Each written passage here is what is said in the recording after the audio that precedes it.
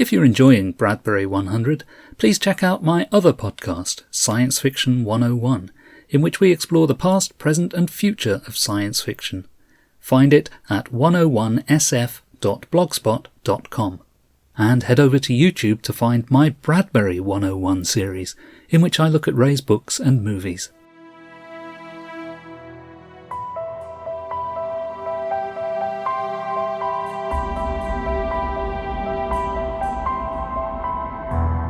This is Bradbury 100, celebrating the life and work of American writer Ray Bradbury.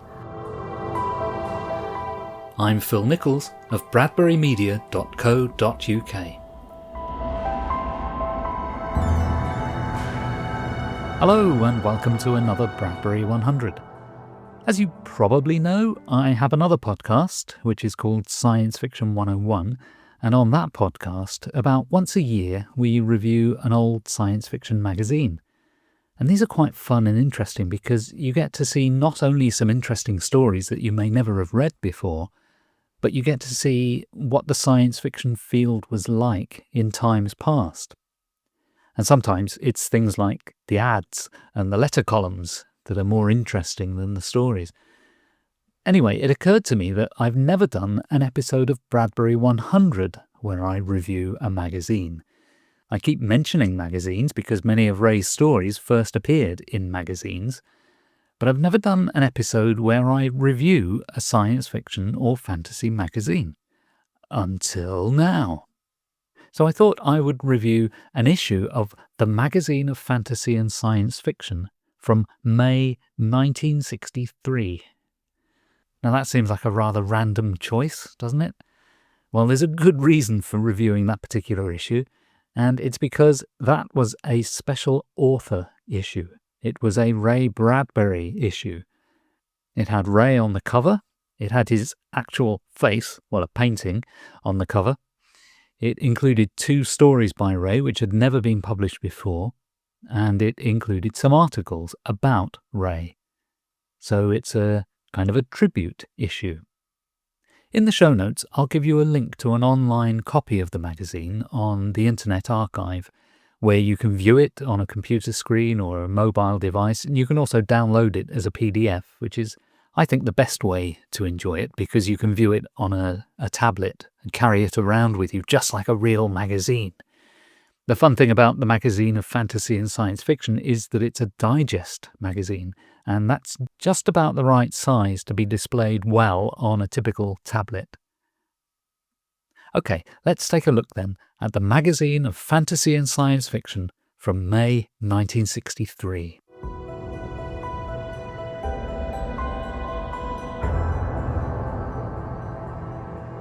Before we dig into the content, let me tell you something about the magazine itself. It first appeared in 1949, and it's still running today. It's one of the longest-running science fiction and fantasy magazines.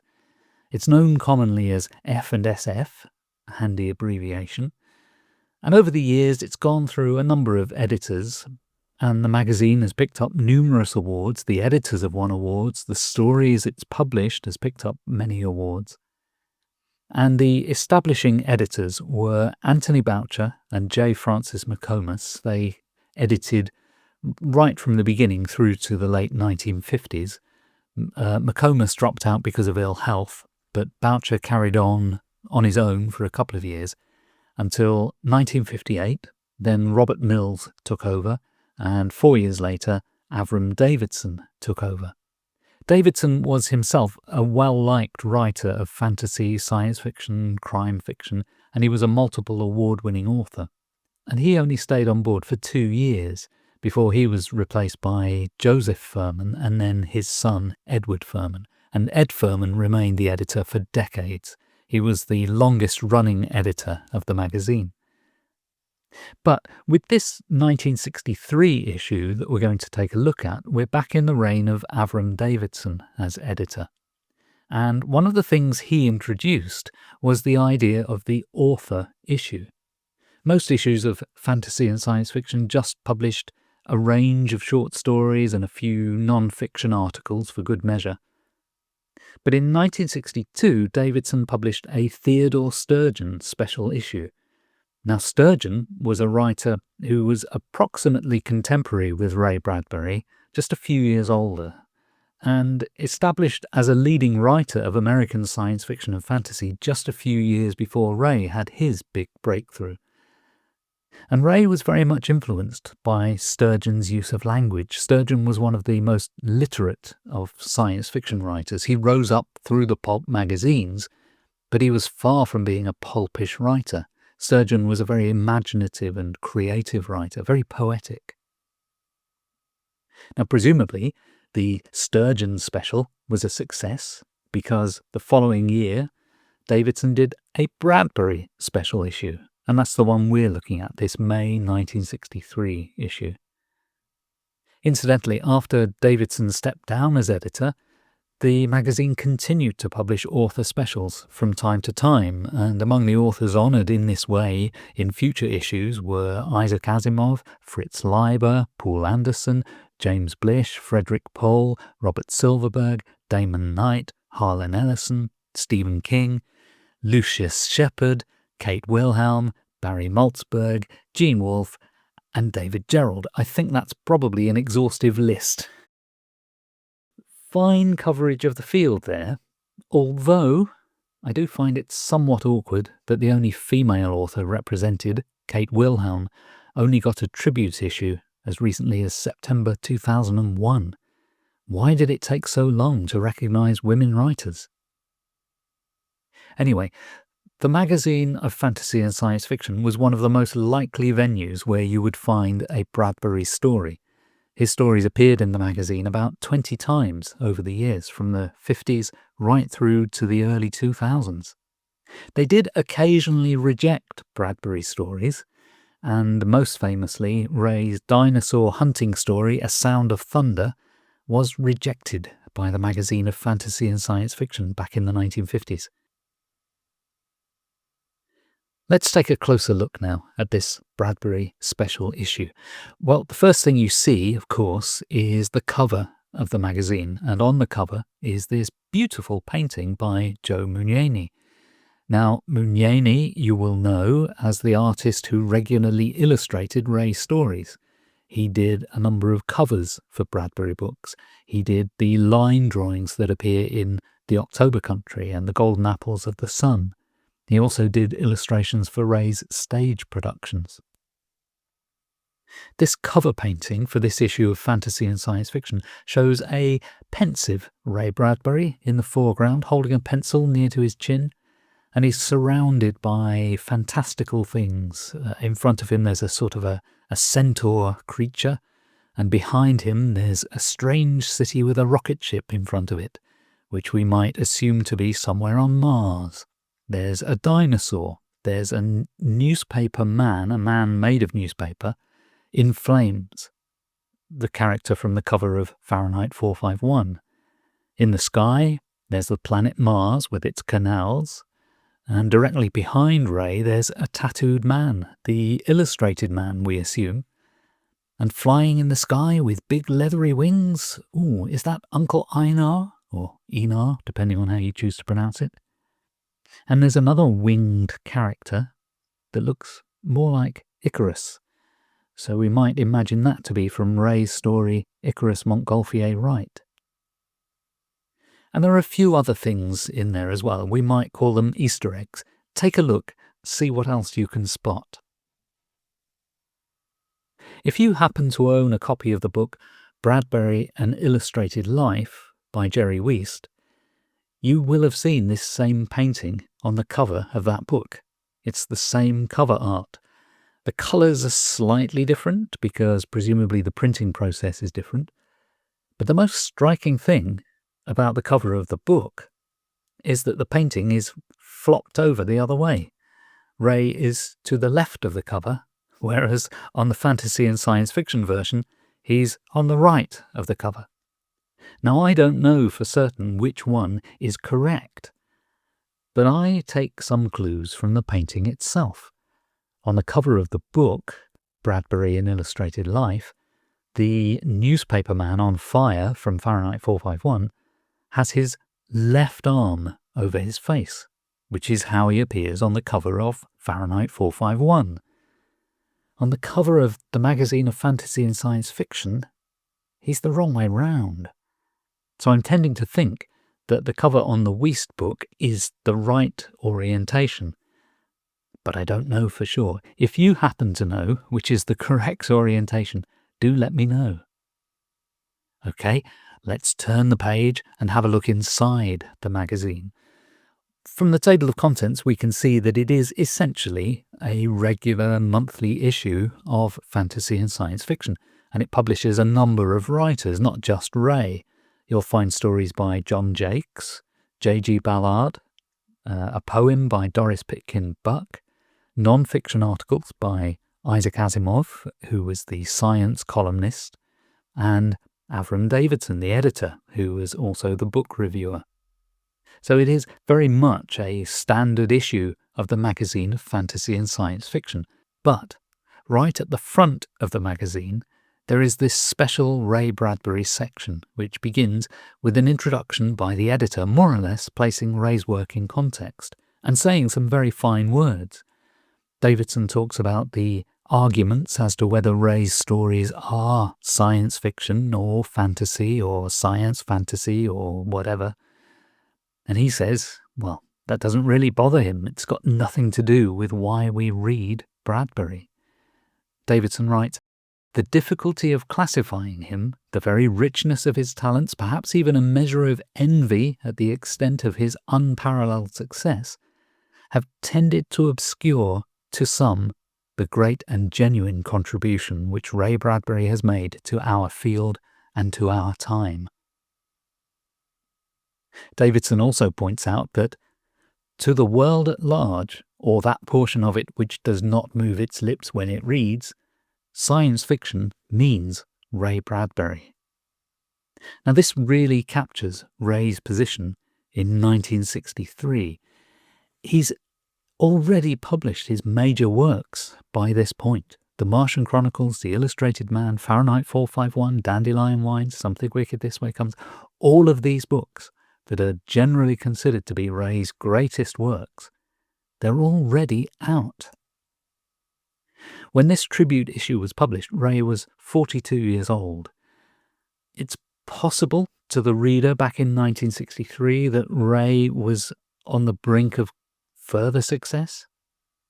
It's also possible that Ray was beginning to disappear from the field quite a bit. In 1962-1963, Ray was deeply entrenched in writing film scripts, stage plays, poetry, and his output of short fiction and novels sort of dried up a bit.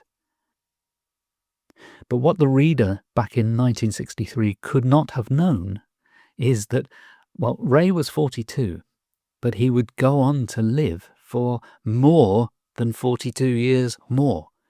He would go on to continue writing for longer than he had been writing at this point. It's quite amazing, really. 1963, all of these achievements may sound like he'd already passed his peak, but in fact, he's not even reached the halfway mark of his career. And in the mind of non-science fiction readers, Ray was the science fiction writer. He was a writer who was somewhat famous, who had written science fiction. So to the public at large, he was science fiction. And that position would only be consolidated as the 60s wore on and he became something of a spokesman for the space age. Moving on through this special Bradbury issue, we next come to an article by William F. Nolan titled Bradbury, Prose Poet in the Age of Space. William F. Nolan was a very good friend of Ray's. Like Ray, he was a writer across many genres, many fields: science fiction, fantasy, horror, biography, screenwriting. He was about 10 years younger than Ray.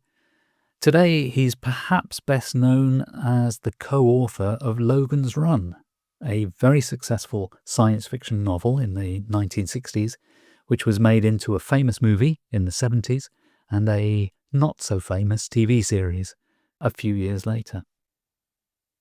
So Nolan had a career that somewhat paralleled Ray Bradbury's in many ways, but never quite reaching the level of fame that Ray had. But Nolan was also a Bradbury scholar. He wrote non-fiction articles about Ray, including this one, and he would publish a few years after this a book called The Ray Bradbury Companion, which collected together all sorts of snippets of information about Ray's work in a kind of scrapbook format. Here, Nolan talks about his friendship with Ray, which began around 1950 with the publication of the Martian Chronicles. He talks about Ray as a family man. He talks about Ray's ambivalent attitude to technology, and he refers to Ray as a space-age moralist, someone who has often demonstrated his deep concern for mankind's future. But he also talks about how Ray in real life is disarmingly cheerful, with a lively sense of humour. He lists the awards and the accolades that have come Ray's way by 1963, and of course many more would follow over the years. And he quotes various science fiction notables who have commented on Ray's work. Everyone from Aldous Huxley, author of Brave New World, who apparently called Ray Bradbury one of the most visionary men now writing in any field. Kingsley Amis, the English novelist and critic, who called Bradbury the Louis Armstrong of science fiction, by which he meant, and I quote, "He is the one practitioner well known by name to those who know nothing whatever about his field." So this is what I was saying just now about the general public knowing that Ray Bradbury is science fiction, even if science fiction fans no longer think of Ray that way. And Nolan also quotes Isaac Asimov, who says, "In my opinion, Ray does not write science fiction. He is a writer of social fiction." Nolan then goes on to talk about Ray's themes and obsessions, and gives a brief biography of Ray. And what's interesting here is that much of what's in this article from 1963 is the stuff that will turn up in all the biographies of Ray that you will ever read. So you'll learn about his English teacher, you'll learn about his childhood in Waukegan, you'll learn about his trip to Mexico that inspired a number of his stories, how he came to sell his first book from a mainstream publisher, The Martian Chronicles, his work with John Huston on the film Moby Dick. By 1963, all of these rich experiences were in Ray's past, but they were part of Ray's repertoire of anecdotes about his life that would continue to form the focus of works about Ray Bradbury, such as the Bradbury Chronicles.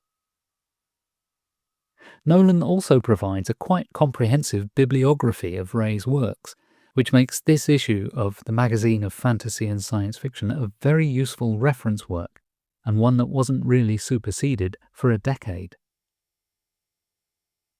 After the Bill Nolan articles, we get to two stories by Ray, and they are both first appearances, new stories. Well, I say new. The first of them is Bright Phoenix. And in the brief introduction to the story, Ray himself admits that it's rather an old story, written around 1948. It's a story which predates Fahrenheit 451, but which has many of the same concerns as Fahrenheit 451. Bright Phoenix begins with the line, "One day in April 2022, the great library door slammed flat shut.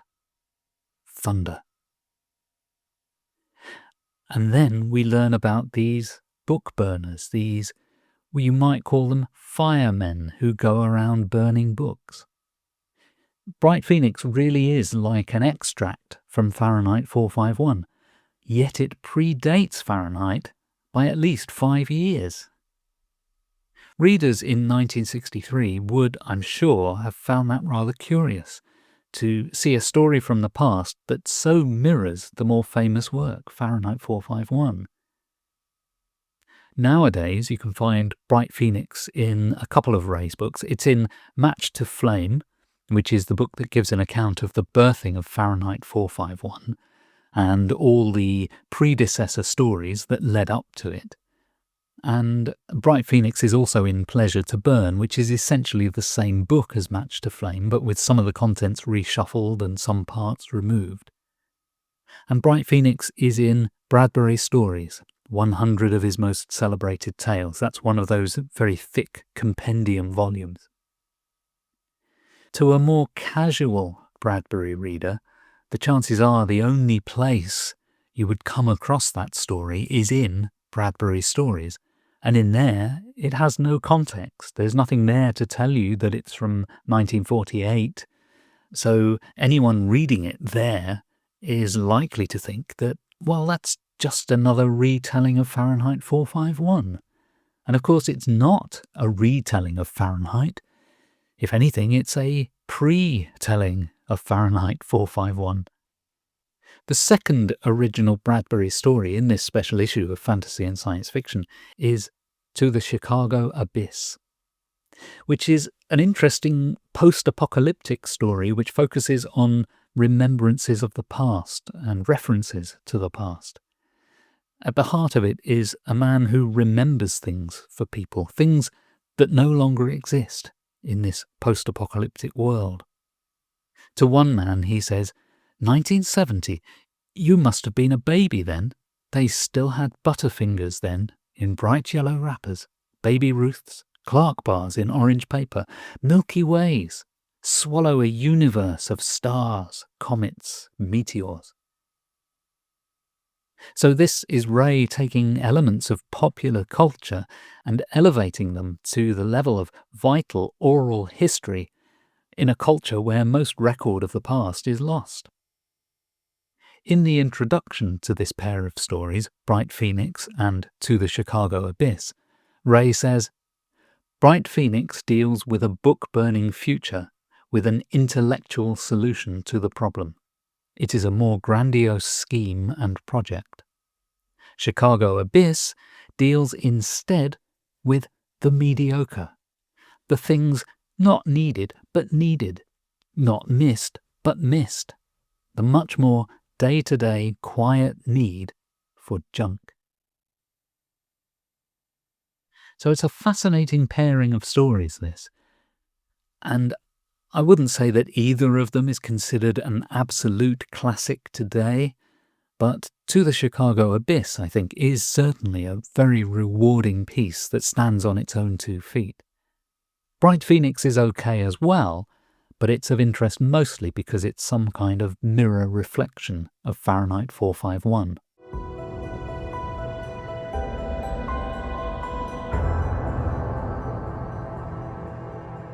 So, that brings us to the end of the Ray Bradbury section of this special issue. Take a look at the link in the show notes and allow yourself to relax back into the era of May 1963.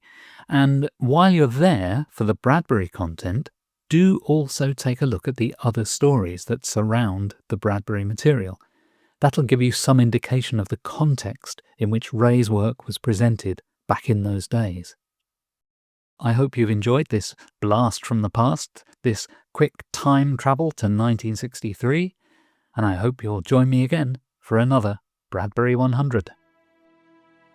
Bradbury 100 is presented and produced by Phil Nichols. Music is provided by Purple Planet at purpleplanet.com. Please subscribe using your podcast app.